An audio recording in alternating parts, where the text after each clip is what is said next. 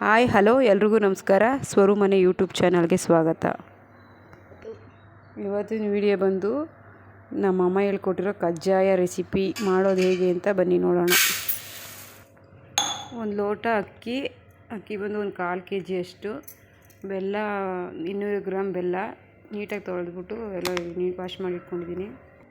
ಈ ಕಜ್ಜಾಯ ಬಂದು ಪಾಕ ಏನು ಎತ್ತೋಂಗಿಲ್ಲ, ಹಾಗೆ ಜಾಸ್ತಿ ಹೊತ್ತು ಅಕ್ಕಿ ಏನು ನೆನೆ ಹಾಕೋಗಿಲ್ಲ, ಬೇಗನೆ ಮಾಡ್ಕೋಬೋದು. ಒಂದು ಅರ್ಧ ಗಂಟೆ 1/4 ಗಂಟೆ ಟೈಮ್ ನೆನೆ ಹಾಕಿದ್ರೂ ಸಾಕು. ಸ್ಮೂತಾಗೆ ಕೊಬ್ಬರಿ ಹೋಳು ಹಾಕೋದ್ರಿಂದ ಸ್ಮೂತಾಗೆ ಮೆತ್ತಗೆ ಬರ್ತವೆ, ಚೆನ್ನಾಗಿರ್ತವೆ.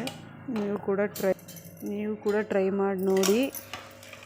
ನೀಟಾಗಿ ವಾಶ್ ಮಾಡಿಟ್ಟಿರೋ ಅಕ್ಕಿ ಮಿಕ್ಸಿ ಜಾರ್ಗೆ ಹಾಕೋತಾ ಇದ್ದೀನಿ.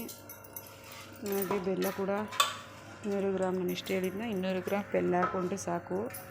ಇನ್ನೂ ಜಾಸ್ತಿ ಸ್ವೀಟ್ ಬೇಕು ಅಂದರೆ ಇನ್ನು ಸ್ವಲ್ಪ ಹಾಕೋಬೋದು. ಜಾಸ್ತಿ ಬೆಲ್ಲ ಹಾಕ್ಕೊಂಡ್ರೆ ನೀಟಾಗಿ ಇದ್ದೊಳಲ್ಲ, ಕೆಳಗಡೆ ಅಂಟು ಕಚ್ಕೊತವೆ. ಬೆಲ್ಲ ಮೀಡಿಯಮ್ ಕರೆಕ್ಟಾಗಿ ಕರೆಕ್ಟ್ ಅಳತೆಯಲ್ಲಿ ಹಾಕ್ಕೊಂಡ್ರೆ ಚೆನ್ನಾಗಿ ಬರ್ತವೆ. ಇದಕ್ಕೆ ಕೊಬ್ಬರಿ ಹೋಳು ಕೂಡ ಸೇರಿಸ್ಕೊತಾ ಇದ್ದೀನಿ.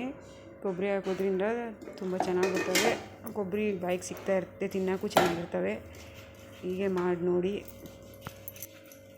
ಹಾಗೆ ಕೊಬ್ಬರಿ ಹೋಳು ಹಾಕ್ಕೊಂಡು ಒಂದು ಏಲಕ್ಕಿ, 1-2 ಏಲಕ್ಕಿ ಕಾಯಿ ಹಾಕ್ಕೊಂಡು ಮಿಕ್ಸಿ ಜಾರ್ಗೆ ಹಾಕ್ಕೊಂಡು ರುಬ್ಕೊಬರೋಣ. ನೋಡ್ಕೊಳ್ಳಿ, ನಾನು ಈಗ ರುಬ್ಕೊಬರ್ತೀನಿ. ಈ ರೀತಿ ನುಣ್ಣಗೆ ರುಬ್ಕೋಬೇಕು. ನೋಡಿದರೆ ರುಬ್ಬಾಗಿದೆ, ನೀಟಾಗಿ ನುಣ್ಣಗೆ ರುಬ್ಬಾಗಿದೆ. ಹಾಗೆ ಎಣ್ಣೆ ಬಿಸಿಗಿಟ್ಟಿದೆ. ಈ ರೀತಿ ಒಂದೊಂದೇ ಸುಟ್ಕೋಬೇಕು. ನೀಟಾಗಿ ಉಬ್ಬೆ ಬಂದು ಊದ್ಕೋತವೆ ಮೇಲ್ಗಡೆ. ಇಡ್ಲಿ ಥರ ಬರ್ತವೆ, ಚೆನ್ನಾಗಿ ಬರ್ತವೆ. ಚಿಕ್ಕದಾಗಿ ಹೋದರೆ ನೀಟಾಗಿ ಬರ್ತವೆ ಅಂದ್ಬಿಟ್ಟು ನಾನು ಚಿಕ್ಕದಾಗೆ ಮಾಡ್ಕೊತಾ ಇದ್ದೀನಿ.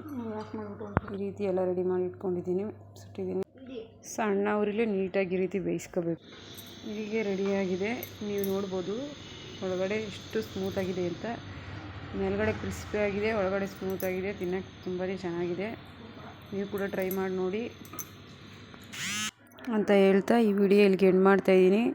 ನೀವು ಟ್ರೈ ಮಾಡಿ ನೋಡಿ, ಹೇಗಿತ್ತು ಅಂತ ಕಮೆಂಟ್ ಮಾಡಿ ತಿಳಿಸಿ. ಅಲ್ಲಿವರೆಗೂ thank you for watching. Bye.